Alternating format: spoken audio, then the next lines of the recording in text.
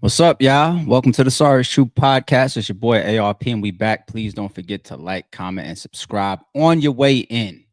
We got a lot to cover, so I gotta get this moving. I gotta get this rolling. Happy Friday, y'all. Today we going over Kendrick Lamar. You see the title: Kendrick Lamar accused of ghostwriters on the Not Like Us record.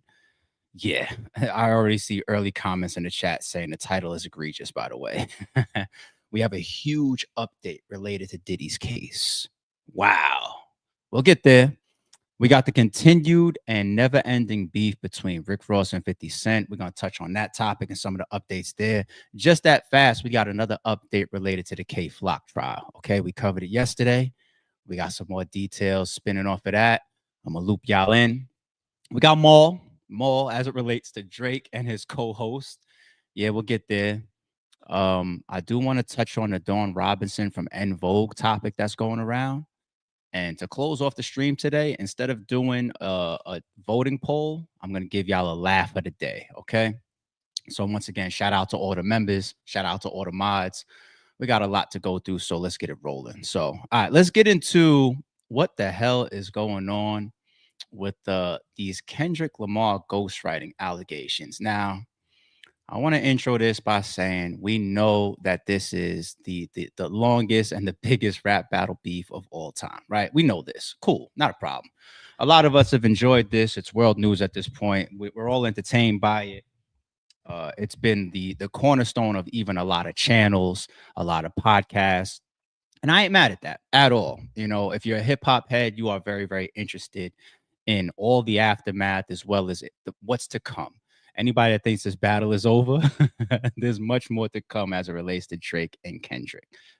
But this right here, it kind of relates to the corniest thing about this whole battle. Well, the corniest thing might be the defamation lawsuit. Well, the second corniest thing, this the second corniest thing, which is the division between Kendrick and Drake fans. I say all the time on this channel, on this podcast, I'm a fan of both of these guys. It's just the ammo that Kendrick has or Drake has given us to talk about has just been in abundance. Kendrick doesn't do too much. He doesn't have too many missteps to have us up here critiquing him, and to the point where we're looking at him like, wait, you're suing? That's not what Kendrick has done on this chessboard. So I think a lot of podcasts and a lot of channels are going to come off like they're anti-Drake because we got so much Drake negativity to talk about. But I will constantly remind you, as well as the new watchers, that I am a Drake music fan. I lost points on him when it comes to his character, but I'm a Drake music fan. Okay. So what I interpret that's happening out there is Drake fans, because I see how crazy y'all are, right? Well, I should say anti-Kendrick and Drake fans, right? The people that are just spawning up and going crazy as if they have all these hip hop opinions only due to this rap battle and this rap beef. Okay. Y'all spawn up and y'all start picking apart little things to try to take victories back to your Drake side of the wall. And the Not Like Us having ghostwriters has been one that came up recently. Okay. All right. So when we look at Not Like Us, forget the lyrics. Let's scroll down to the song credits. All right. The song credits start to say who? You got writers. Says Kendrick Lamar, says Mustard. We know who that is. We see Sean Momberger, and we see Soundwave, and we see Ray Charles. I don't know if you guys are just dying for something to find or for something to run with. There's another piece to this too. But Kendrick Lamar, of course, obvious. Mustard is what? A producer. Mustard has produced how many, even before, like his meteoric, I guess, rise again now in the midst of all this Kendrick stuff that's going on, winning Grammys and whatnot. Mustard has been around for a minute. Look at this. I mean, he's born in the 90s. He's been here forever. If we go pull up his list of accolades and the songs that you don't even know that he produced, the man's got an incredible resume.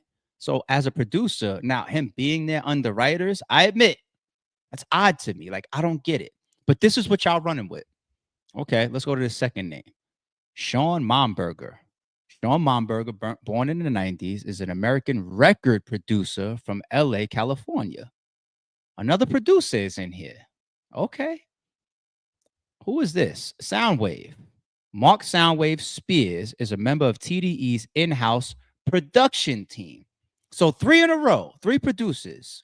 I mean, I get it. Over here, you see clearly producers with the same people named again, the same 3 people. So you say you want to ask yourself, to be fair, if there's a producers column, why the hell are the producers under both the producers and the writers? That is a question for these websites. That is a question for the people that write up these credits. I would love to, like have that clear-cut answer of why they do that. Maybe it's a legal thing. I'm not even going to Google it right now because once again, based on the names that we're seeing to close it out, Ray Charles. Ray Charles. I don't need to read who Ray Charles is, right? Let me guess. Ray Charles is writing Kendrick Lamar lyrics now. This is what y'all are running with. This is what y'all are doing. And then on top of that, there's another one, people. Let me tell y'all the other one that y'all are doing and y'all trying to run with. Y'all are really trying to say that Kendrick Lamar is out here stealing lyrics because of, for example, some of the lyrics that he said on TV Off. Oh my God.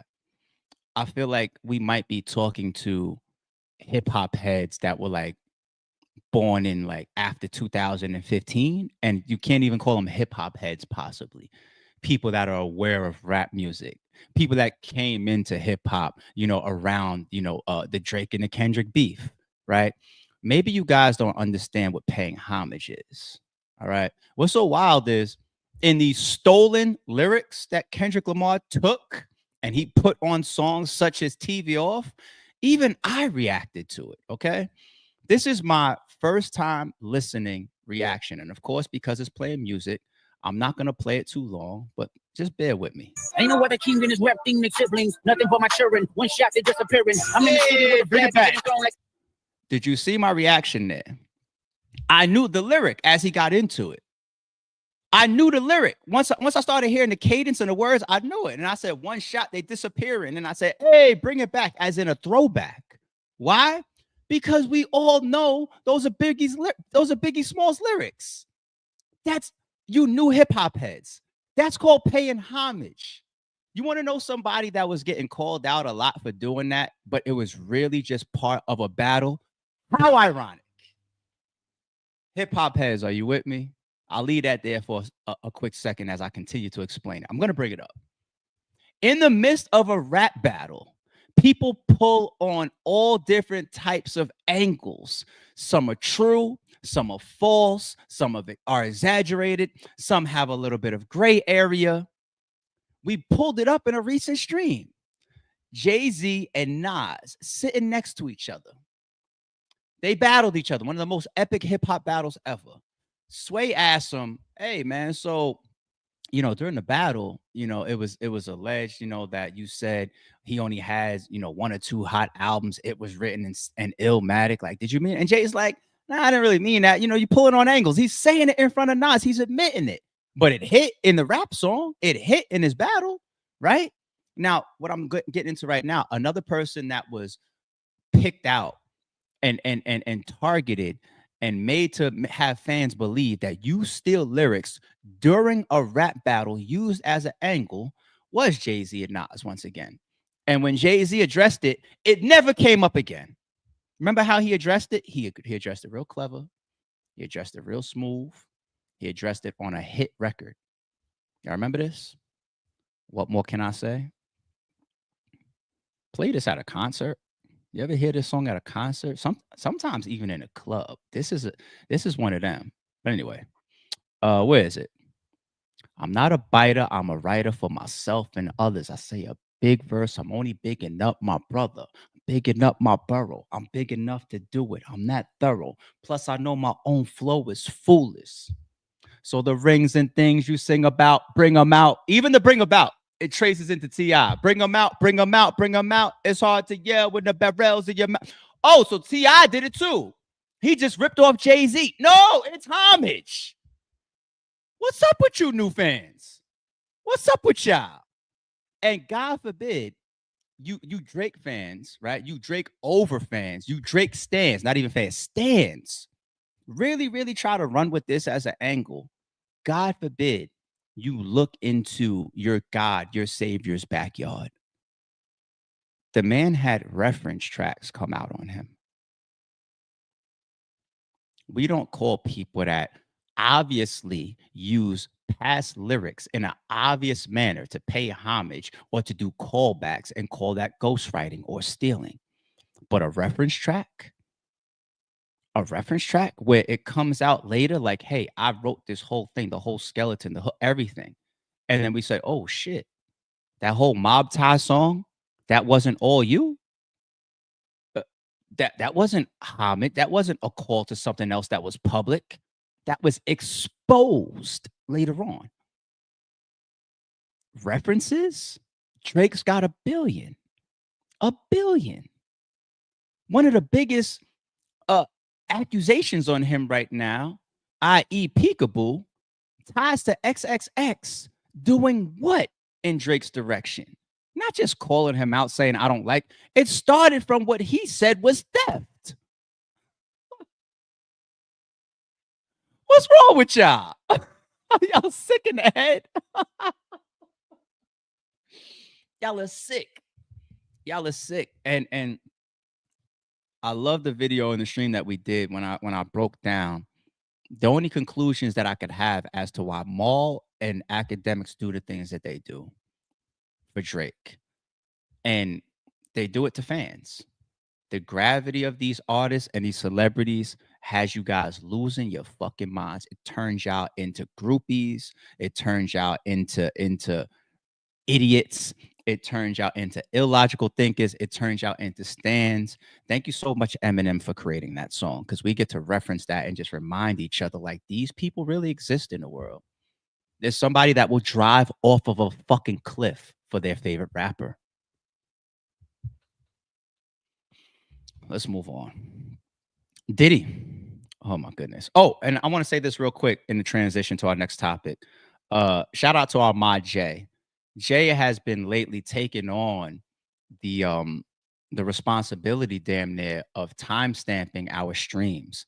Now, you know, I love to come on a stream and do one topic at a time. That's really how we kicked off all last year doing the Sorry It's True podcast. But you guys are dropping comments. You guys are tweeting me. You guys are my close friends texting me. Hey, I'm starting to come to your channel for the news.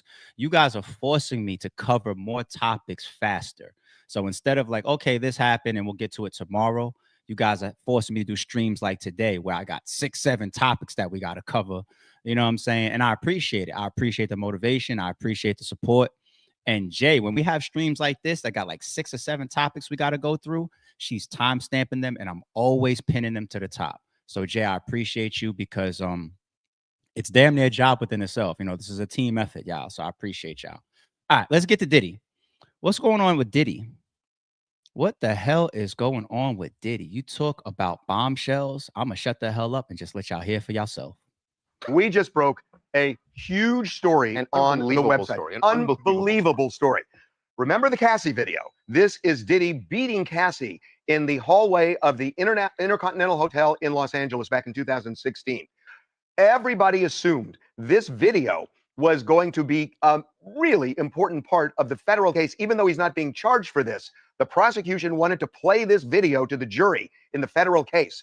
I do not think that's going to happen because CNN, according to the defense, altered this video before it aired it and has now destroyed the original. Like I said, unbelievable. If true that original copy of that video has been destroyed, I can't even get into why it would have been destroyed. But the bottom line of the case, as you say, is if that's true, it's going to be a huge hurdle in the prosecution getting this admitted. It's not going to get admitted, but let's get into what happened. Now, there is a joint letter that was filed today in federal court by both the prosecution and the defense regarding evidence. Now, this portion of the letter involving the Cassie video, it was the narrative is from the defense. Right. So let's get into what the defense is saying. So here's what they say about the tape. They say CNN purchased the only known copy of the hotel surveillance footage, uploaded that footage into a free editing software, altered the video, and then destroyed the original footage. even though it knew about and repeatedly reported about the federal investigation. Okay, that is breathtaking for a couple of reasons. Number one, I mean, obviously they paid for it and then destroyed it. But between paying for it and destroying it, according to the defense at least, it was altered. They did not air the full version. They said they sped it up. They took things out of sequence. Right. And that's, if true, it is shocking. The speeding up, the editing of it is not shocking. The out of sequence, the out of sequence. And that can be shocking depending on what they were alleging they're trying to tell there. But again, I cannot fathom a reason that they would destroy the original. I get that you upload it and you're going to edit, and I agree with you that it seems to me the better thing to do would just air the entire thing. Air the raw. We got more. Let's politic a little bit, people. The out of sequence piece, right? So if you're on Diddy's legal team, if you're his dream team, his Johnny Cochran team of lawyers, right? The sequence is big. Why? Because then you could start to allege things like there's pieces missing in there that further justifies that scenario in a hotel hallway, right? What would be some air quotes, people, air quotes, justifications of that video that we all saw? Justifications could be like, she hit him as well. You missed the part where she turned around and slapped him and kicked him, and then he grabbed her, and then this was really his method of restraint because he was holding a towel, so he used more force. Like, you see where I'm going with this? This is the type of shit that I could see his legal defense putting up. That if you change the sequence, if you take it out of order, and if the real video is really 15 minutes, well, even if it's sped up, let's say sped up at the same speed that we saw, it's really 15 minutes, but what makes it out to the public and the only copy is only 4 minutes, then yeah, you're going to say, where the hell is the rest of this? Why was it taken out? And then even if you're saying like, all right, cool, you're right, we didn't show the whole thing, we didn't release the whole thing, we edited out the last 10 minutes of it, but the released first 5 minutes of it isn't in the correct sequence. There's clear editing where it goes this piece, then it jumps here, then it jumps here, then it jumps here. Maybe you're cutting out the fat and you're just jumping to the pieces that you know people want to see or that you feel like are the most impactful. Run down the hall, she's at the elevator, grab, throw, kick, stomp, vase, throw. I get it. I edit too. But doing that becomes an issue when you're talking about evidence because you altered it. You manipulated the evidence. What a big defense angle that nobody's seen coming. Now you want to ask yourself, okay, we all seen it though, right? And if it doesn't get admitted, what does that change? Well, as we continue to read, even as of recent, the most recent indictment, the superseding indictment, it's still victim one. We're all waiting for all these other witnesses and all these other people and all these other alleged victims, right? It's still based around Cassie for the most part, his indictment. That video, if you can't bring that in, it's like, all right, I could be devil's advocate there and say, but all the jurors saw it already, right? They're supposed to come in there and do their legal duty, right? But it's like that tactic of saying something as a lawyer, you know you're not supposed to say, you know the judge might stand up and scream and saying, scratch that from the record. Cool, scratch it from the legal record, but the jury already heard it. It's in their minds. So later on when they go back to deliberate, it's like, oh man, but you heard that one part? We're not supposed to incorporate that in our decision. Yeah, but I heard it. It's no different than seeing the footage. And that's another bias that I think his team is already, we saw that angle already fought. Like, who put that video out? It was created or it was put out to create a prejudice on my client, and it's damaged me, and it's going to taint the trial. Don't be surprised if during the trial you hear some mistrial requests. Mistrial. We want a mistrial. We want a mistrial. But now saying that it can't even come in due to it being altered and manipulated. Oh, yeah. But even if you do edit it, why destroy the original? So there's more here, according to this letter. Referring to the editing. And this is where the defense says the video also includes speeding up the video to make it falsely appear that the actions in the video are taking place faster than they are. As a result, the CNN videos do not fairly and accurately depict the events in question. I don't know about that part. I gotta say, on that part, I understand if you take it out of sequence, that can definitely change but not speed, though. Some of the narrative. And we don't know all the details as far as what was happening in that hotel room. before Cassie walked out. I think right? the intimation, Charles, is this. I think that there was a freak-off allegedly going on in their hotel room. Was trying to leave. Well, that's what you think from the video. It may be that the dispute they were having that caused Diddy to get violent the way he did not necessarily involve the freak-off, and that there might be more that would explain other things. As it pertains to the federal indictment, that's what really matters. That's as exactly horrible and horrific as this beating is, it's not what he's on trial for. That is a state matter. And so that's the violence of the beating. And the statute of limitations is run. Right. So yeah. Yeah, I'd like to go back to the video and the allegations about the deletion. I really want to know, and we're going to have to hear from CNN, and they will be called to testify. By the way, we've reached out to them. We haven't heard yet. So eventually... Did he just say, I mean, I don't think it's confirmed, but that makes sense that CNN will be called to testify, right? Over this footage. You guys put it out. Who sold it to you? Why was it edited? Where's the original? Why was yours what was it destroyed? Like, okay. Yeah, it's getting everybody that, once again, we said this months ago, ain't no jumping out the window. We don't know what's gonna happen when that trial really starts. Everybody be swearing he's cooked. Okay.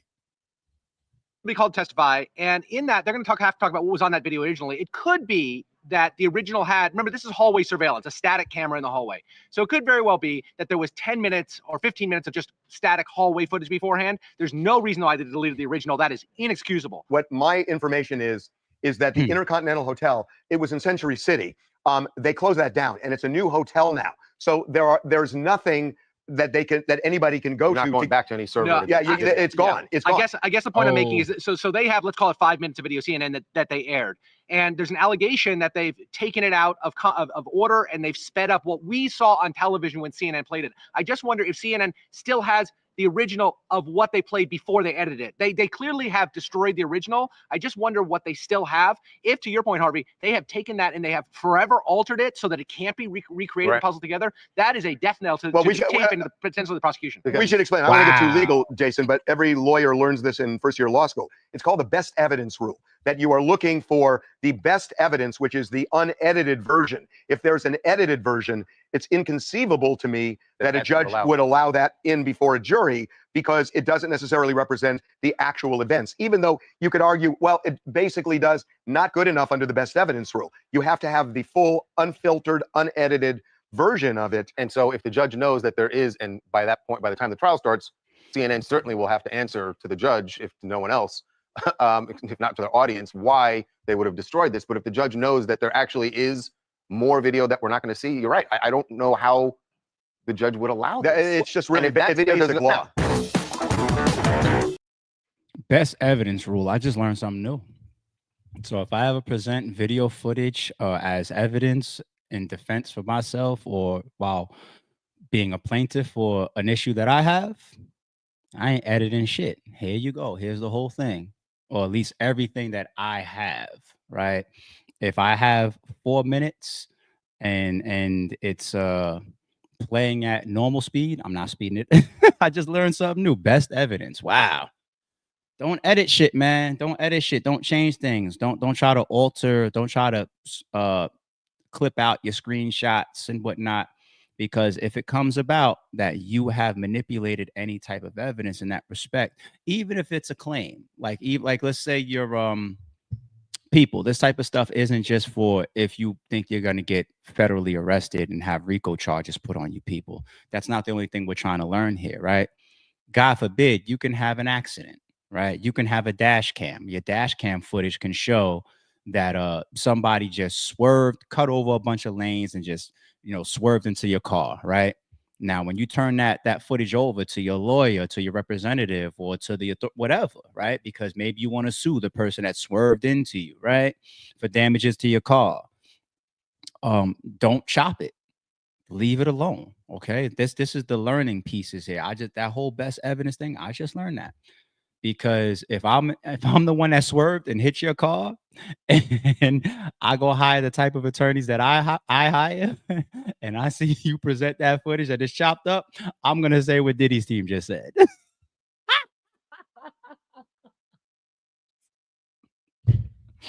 I'm joking, people. I'm joking. All right, it's a joke. All right, let's move on, y'all. We still got a bunch to get into. What the hell is going on with 50 Cent and Rick Ross? This is a never-ending beef.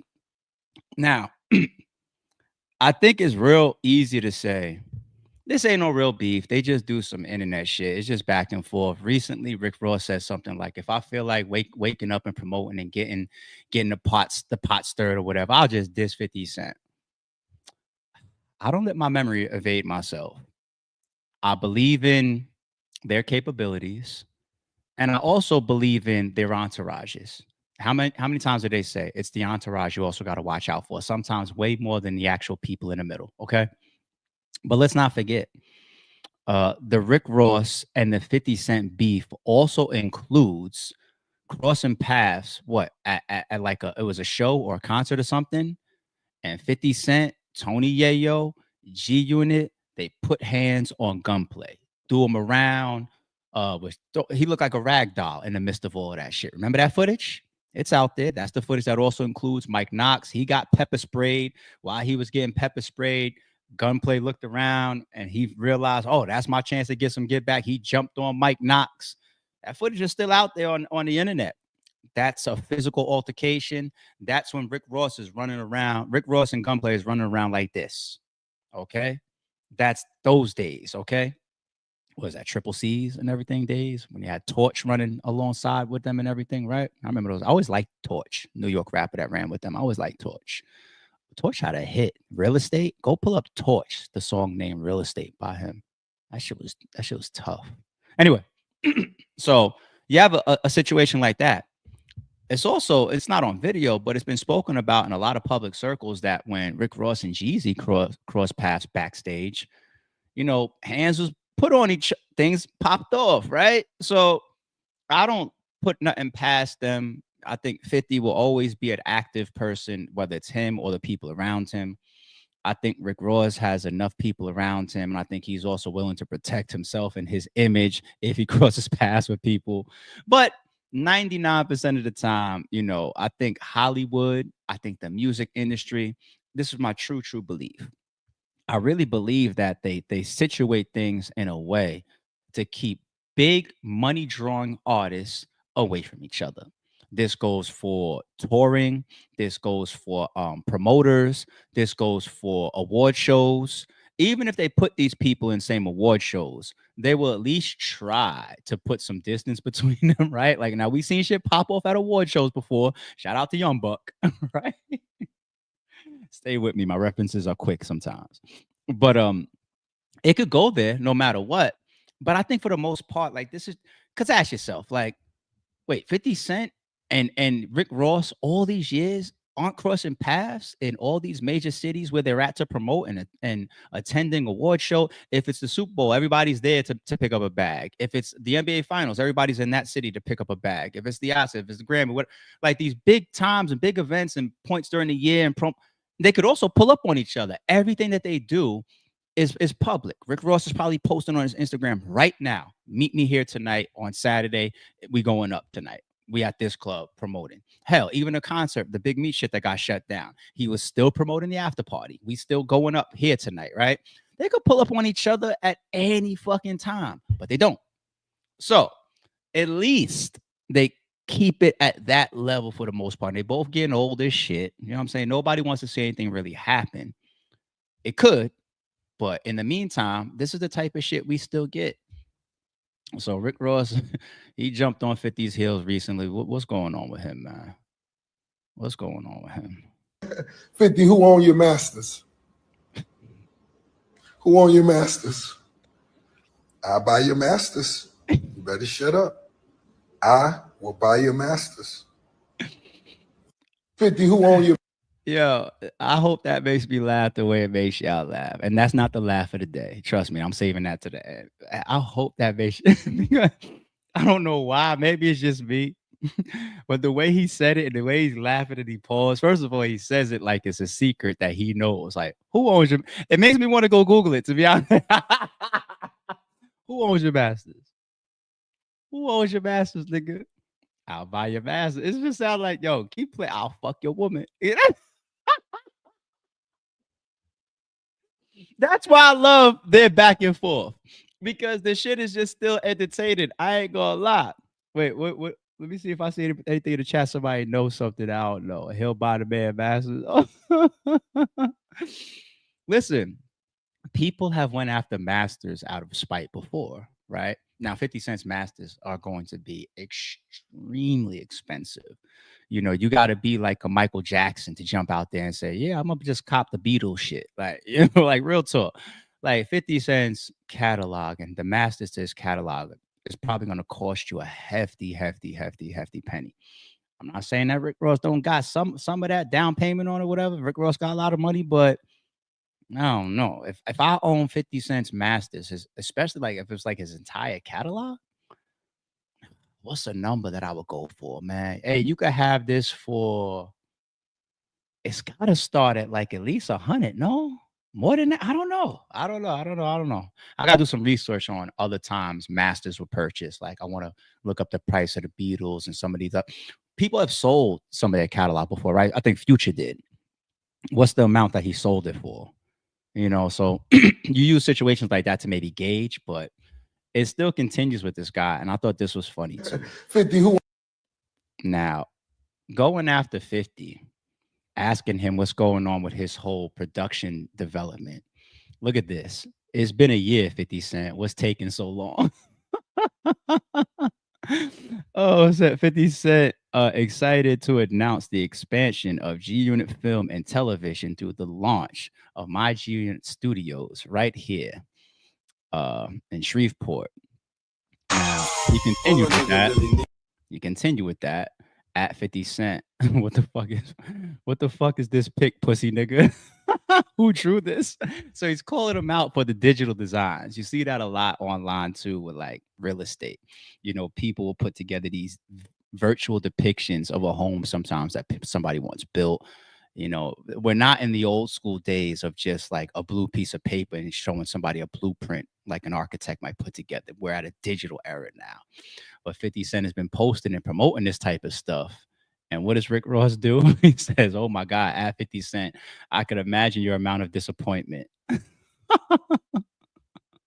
Yo, I saw another clip online. What he's been alleging is that 50 Cent has run into a red light, you know, because financing this project that he can't get the actual bank loans. Is there truth to that? Who knows? Because in the industry, there's a lot of rumors that fly around. And I'm pretty sure when it comes to 50 Cent, Rick Ross keeps his ear to the street, right? So a project like this absolutely will take time, but Rick Ross will absolutely be the first. And I'm pretty sure he will enjoy trolling it and being the first if this big lavish build out that we've been looking towards and had a lot of talk and a lot of buzz around it. Also another big piece in 50 Cent's catalog to take him to that Tyler Perry status and Cross being a billionaire, all that type of stuff. Like if this was just promo and it never happens, you know, Rick Ross is going to have a field day. But, you know, that's just a fun little breakdown of the Rick Ross and the 50 Cent beef. I hope it happens. 50 Cent will surely respond, right? He has to. And that's how 50 Cent is anyway. You know, it's all entertainment for us. I hope they don't cross paths. Let's leave it there.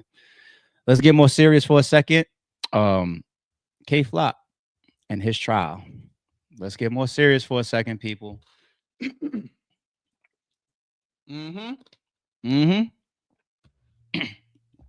Yesterday, we discussed a man by the name of Vance Brockington, right? What did I say? The thumbnail said informant.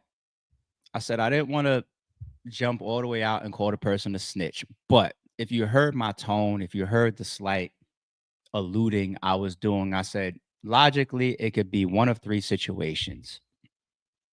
A, it could be somebody that is knowledgeable, you know, because they're from the hood, they're from the area, so they understand what's going on as it relates to this gang war that K-Flock is alleged to be wrapped up in, because they said they had one of the music videos up to play behind him and they was going to give him a line of question through that.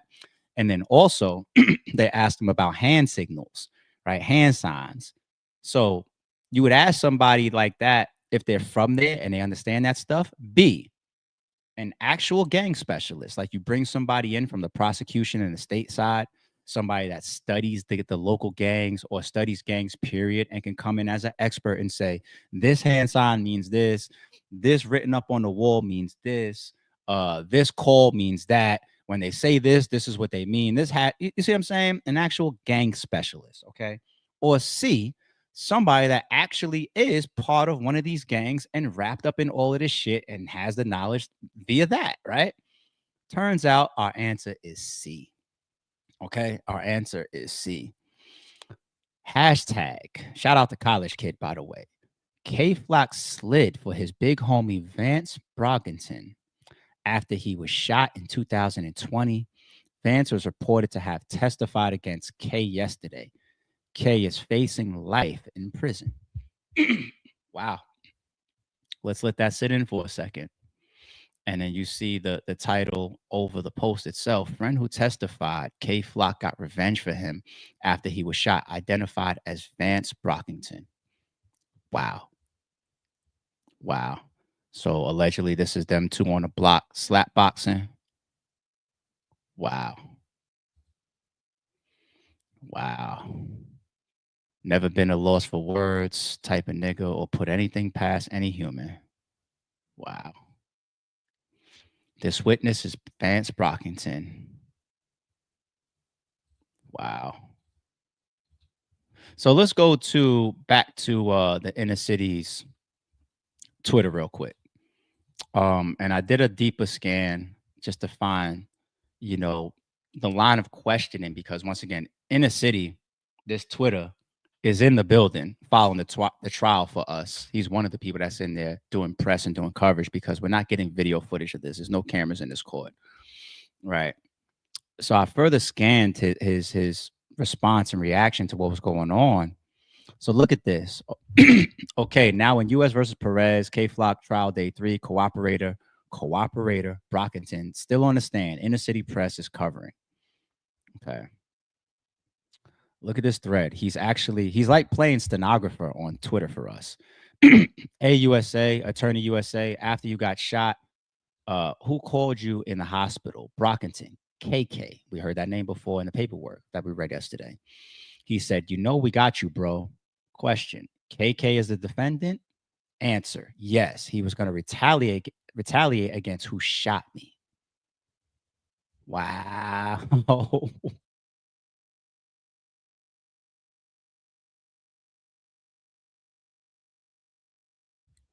When they say, watch who's in your circle. Wow. Continues. AUSA. They did a shooting in retaliation for you, Brockington. Someone was grazed in the face. Question, you pled guilty to this? Answer, yes. Question, did you see the defendant with a gun? Answer, yes. Who was the defendant? Yes. He was arguing on live with someone. Question, arrival? Answer, yes. A van was circling the block. AUSA again. Have you spun the block? Brockington, yeah. 196 in Briggs. Before that, with Boo Boo.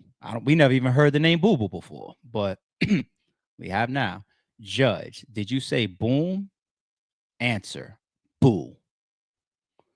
So, yes, the man is naming names. He's saying we spun. He's saying people were shot, grazed in the face. This was in retaliation. This is what happened. Wow.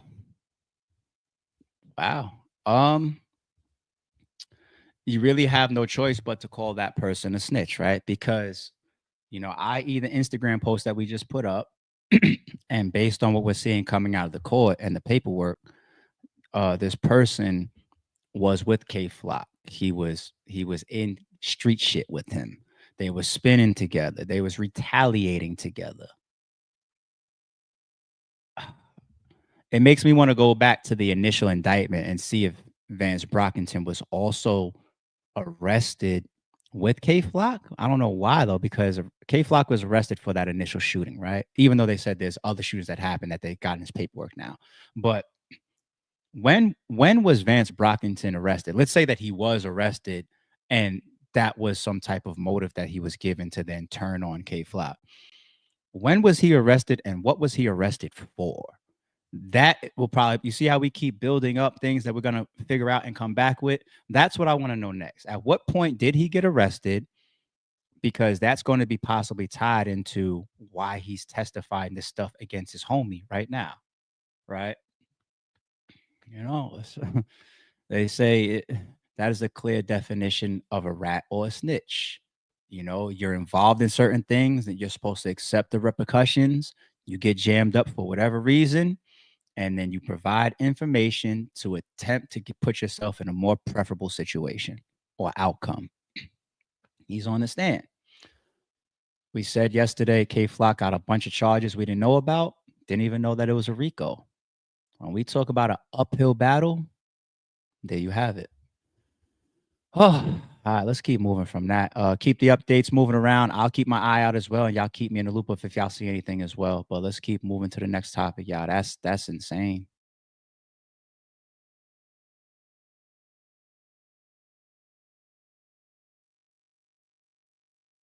Okay. There we go. Maul's response. I'm gonna stay big screen for this.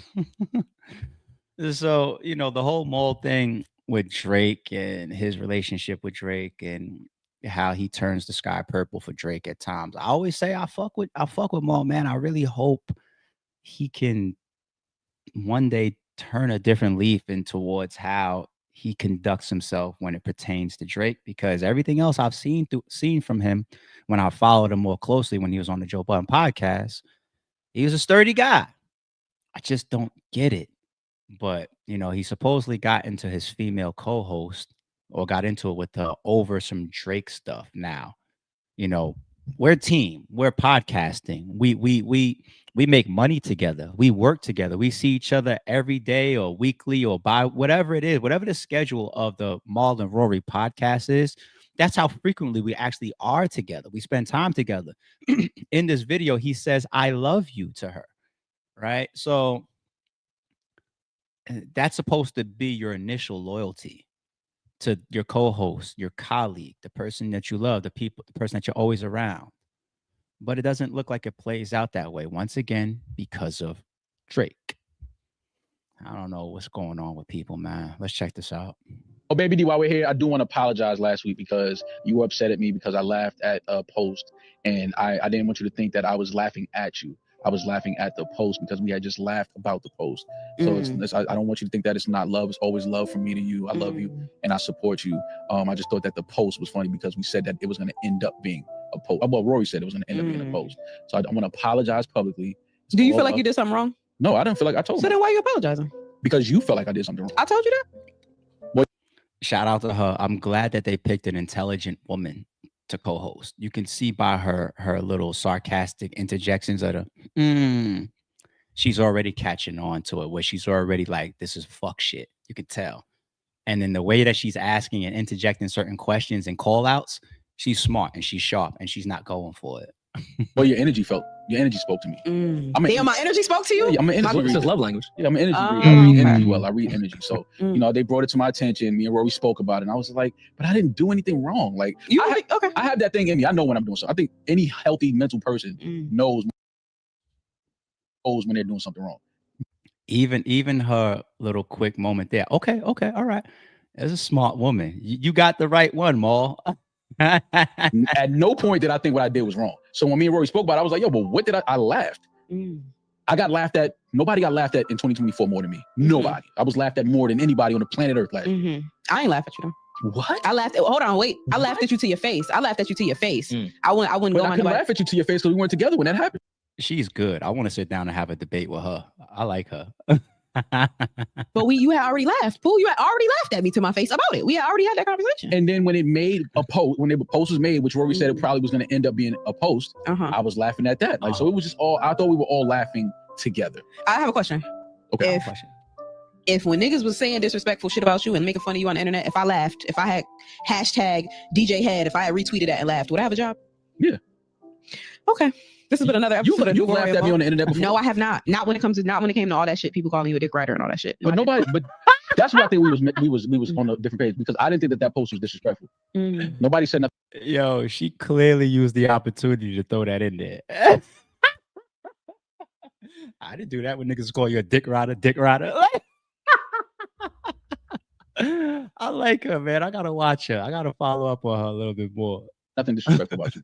It was just kind of like laughing at the wish-washy switch side, and it was like that energy. But it wasn't like, oh, this fucking girl's a fucking get her out of here. She's a fucking clit rider. Even after the second post, you still didn't feel that way. What was the second post? I got posted again. Did you? Yes, I did. Another out of context clip.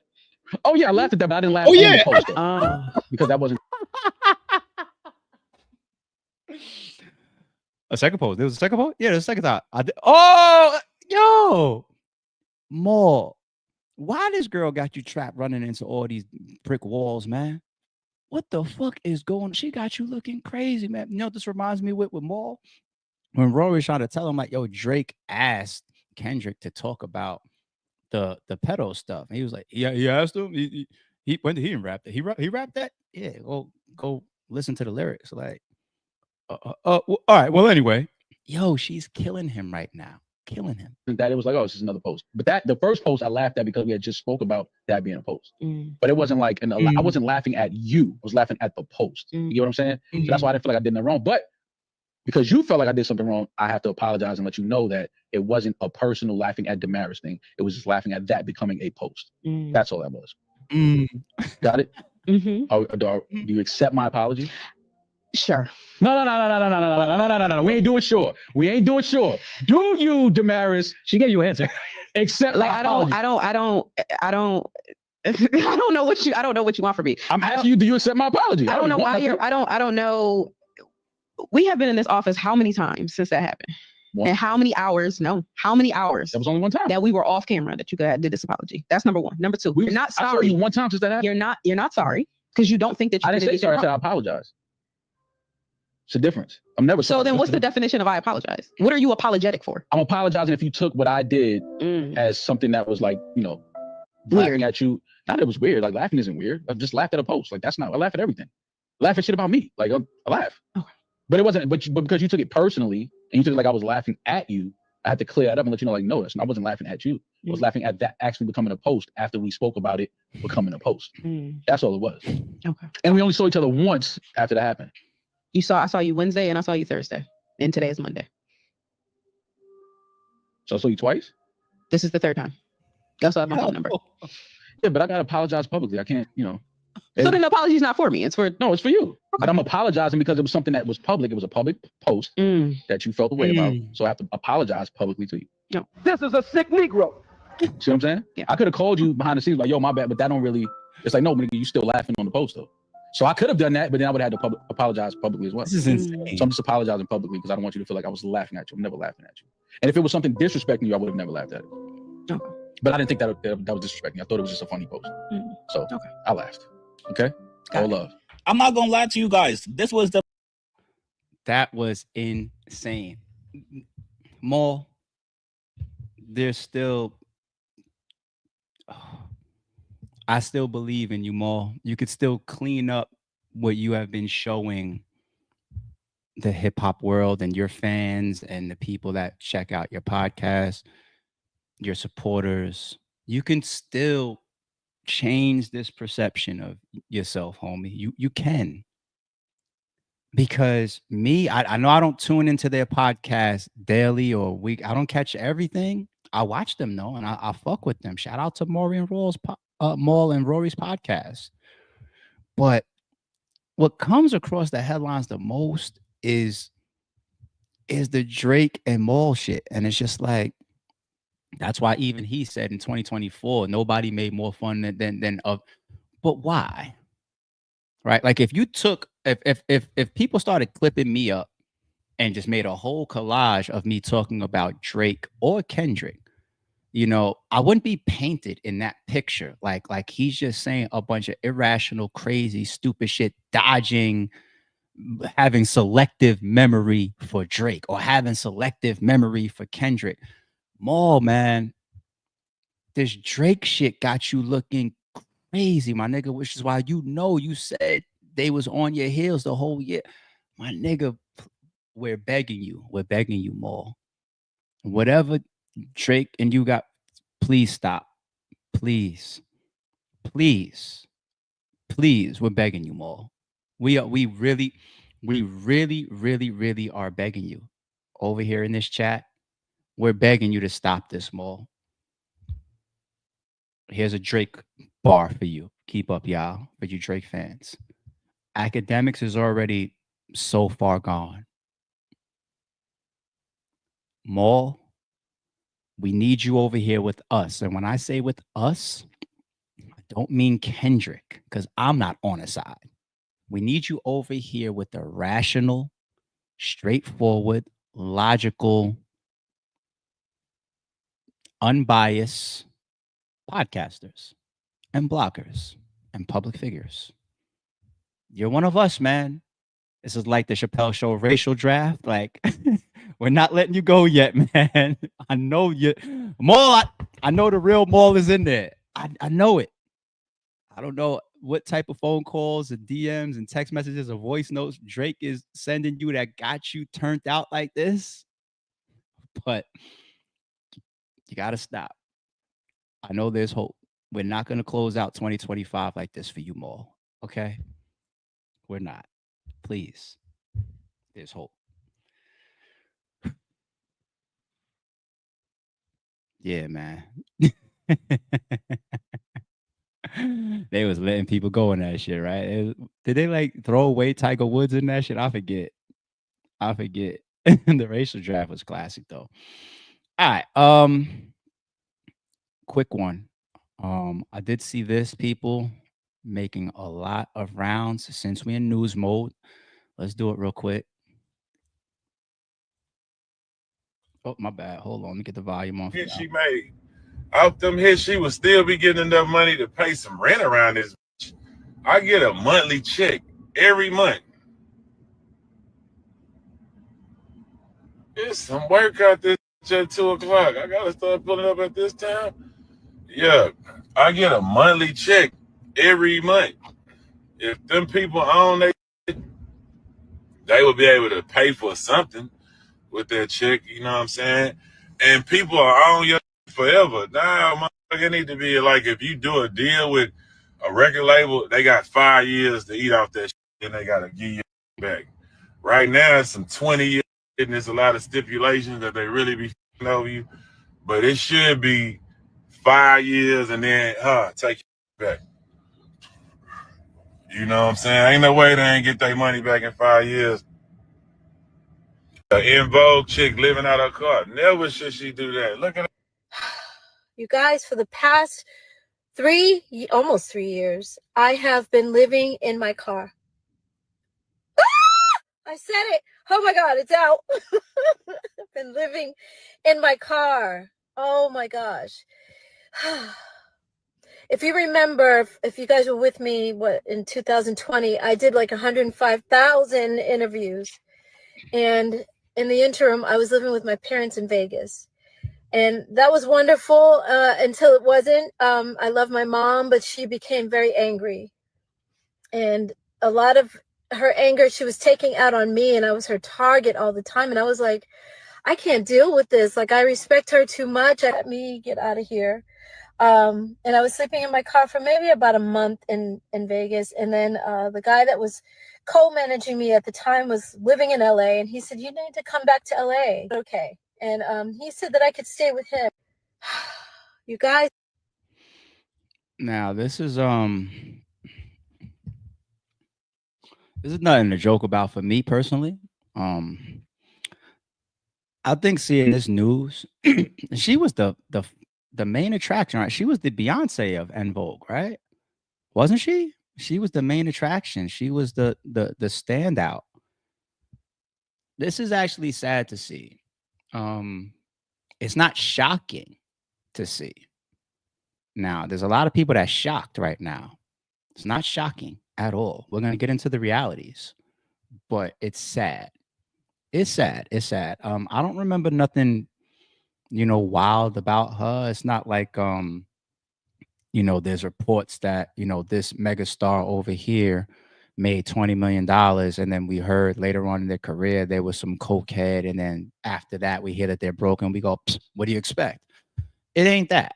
And that's why I think a lot of people are saddened by this news. Like, damn, like, there's no reason that the public has been given for Dawn to not uphold her legacy and keep her in a higher regard that she earned and she deserves to be in. Now, the harsh realities of these music industries, I've had some of these type of blogs and podcasts for like battle rap because there's a lot of people in battle rap. Well, I shouldn't say a lot of people. Well, there's a lot of people in battle rap that deserve more. Okay. And there's a couple people in battle rap that I really, really fuck with. And I want to see them stay successful forever. And pardon me, y'all. Get my little water in. My voice is killing me right now. It's that early morning voice. Buy me some holes this afternoon. But I fuck with them to the point where I want to see them remain successful. And I just know that the way that these industries, not the industry, because even battle rap is an industry within itself. These industries are set up in a way where when you're hot, you're hot. When you're usable, you're usable. When the fans are there, they're there. You got changes in climate. You got changes in the market. You got changes in the internet. You got changes in marketing. You got directions of these industries that change. You go from the DVD and the mixtape era to the internet coming in and things going digital for the first time.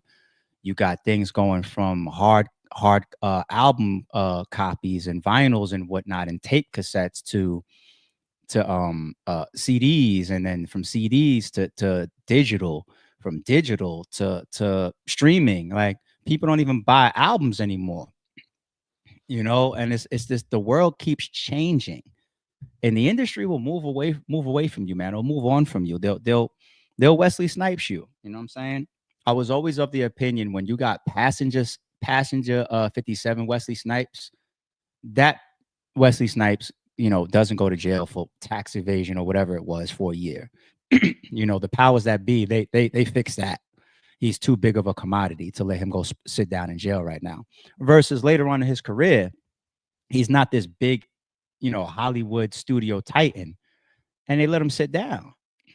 That's really how it be. You got a superstar in the NBA. Some stuff comes out about them. They're gonna find a way to sweep that shit under the rug 9 times out of 10. They're gonna figure it out. But the industry moves on from people, and you have to expand your portfolio. It's not even just the music industry. This is another reminder of how important it is. We need to expand our portfolios, because what happened to Dawn could happen to me. It could happen to you. It could happen to anybody. All it takes is some bad luck or a bad couple years, or the rug gets pulled out from underneath you. And next thing you know, you're searching for answers. And if you don't find the answers in appropriate time and things don't line up, or the industry has moved on from you, or if you're now in your 40s and your 50s and your 60s and you're not even sellable in what your main craft was, or your main draw was, or your main ability to make music was, or money was, look at the spot that you're in. So this is why, I've always preached to like battlers, like, continue to expand, because if these leagues continue to shut down and to fall back the way that they have been, you don't want to be left with just your popularity, right? The leagues already own all the masters. They already own all the footage, or all the battles, or all the equity as far as things that continue to pay going forward, right? They already own all that stuff. So, the fact that the artists don't have access to that, other than the league owners now that are getting in that seat, like let's say a Hitman Holla, a Calico, a T-Top. These people are now, Hitman Holla now owns his first Hitman Holla battle, right? Hitman versus Geechee. All the other Hitman battles, he doesn't own. And they're producing hundreds of thousands of dollars in total, millions actually in total. The footage alone, the footage. I'll say it again. Hitman Holla's battle rap catalog has produced millions of dollars in viewership, and that comes from different ways of platforming it, getting sponsors behind it, monetizing it, clipping it, or even the full battles themselves. You put all that footage together collectively, his catalog, I can show. I'm not going to get there. I'm not going to go there. Fast forward to this point of his career, he owns his first Hitman Holla footage that he can do whatever he wants with. Turn it into a documentary, clip it up, make money off of it going forward, continue to have that one body of work, which is on his YouTube channel, monetize. All these different areas that you can use that footage in that moment to monetize. That's the first one that he owns. He's got another one coming up now with Hustle. That'll be a second one that he owns, right? And things like that make money in the future, right? Real estate, people get into real estate, people get into stocks, expanding our portfolios. It really, really further helps. Nothing is guaranteed, but helps to secure us when we get into these latter or these second halves of our life, because we invest so much into our 20s and our teens. And some people don't even look forward into their 30s and don't realize, like, yo, damn, I still got a whole nother 20, 30, 40 years to hopefully live. But where am I going to go now? Battle rap is dead and I'm 34 years old. You see what I'm saying? It could happen to the people that we know down here in battle rap as well. So once again, that's why I'm not shocked about what happened with Dawn. It's sad though. It is sad. And I hope that she finds her way. But when the industry moves on, and her finding her way probably won't be in music. You know, like she's never going to reach back to En Vogue days in the music industry. So there's other things that she has to figure out. But sad news, man. And I just want to use that as a reminder for all of us. All right. Let's get out of here with this. We had to go there with some harsh realities on a Friday to make us continue to bust our ass and work hard and expand our portfolios wherever we can. But now let's leave on a higher note. I said I was going to leave y'all with a laugh. I thought that this was fucking hilarious. Eyebrow, honey. No, I don't. It's the sun. The sun's coming in. Oh, yeah, they coming. But that eyebrow, honey. Wait, no way. I need the whole thing. On, Envy? Ask if he has a filter. No, I don't. It's the sun. The sun's coming in. Oh, yeah, they coming. But that eyebrow, honey, will not stay on your face to save your life. Now, look, it is. It is a filter. Who put that? Man, you are. Jeff, thank you, Jeff, for it. You know who put that filter on. I swear, I don't know. And then he tried to act like it really was no filter. Then I thought it was. Moving all crazy. Yo, you need to grow up. It says none. I don't even know why it's on there. I know it says none. I swear. Grow up. You want my eyebrows so bad. You wish you had full, luscious I swear, I don't know how to put the eyebrows on. It says none. You need. I wonder your eyebrows ain't never looked that thick. That's what I'm like. Hold you got the Charlemagne eyebrow filter on, and then you you want to be so bad. I didn't put. Do you have a filter on, Envy? No, I don't. It's the sun. The sun's coming. No, I don't. Oh, yeah, they coming. But that eyebrow, honey, will not stay on your face to save your life. Oh my god! I'm pretty red. It is a filter. Who put that? Man, Yo, Envy, man. Why did you think, as a grown ass man? I just listen. We're in a new era, man. Men can use filters, whatever, but not that filter. Like,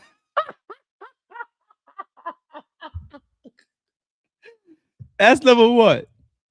Number two, shit got me turning red. Number two, you lied about the fuck. You lied. You lied. And then you bagged the third thing is you arrested yourself because while you tried to get out the line, act like you was trying to prove there wasn't a filter, you actually disrupted the filter. The nigga said, nah, it's the sun coming in. Who the fuck you think you talking to? Like, your eyebrows have been moving this whole time. And on top of that, Envy, you can see yourself in the stream. Everybody else can see you as well. We're looking at you and we're seeing, homie, something's off with your face. You don't really look like that. Like, what the fuck was you attempting by even lying on this shit? Like,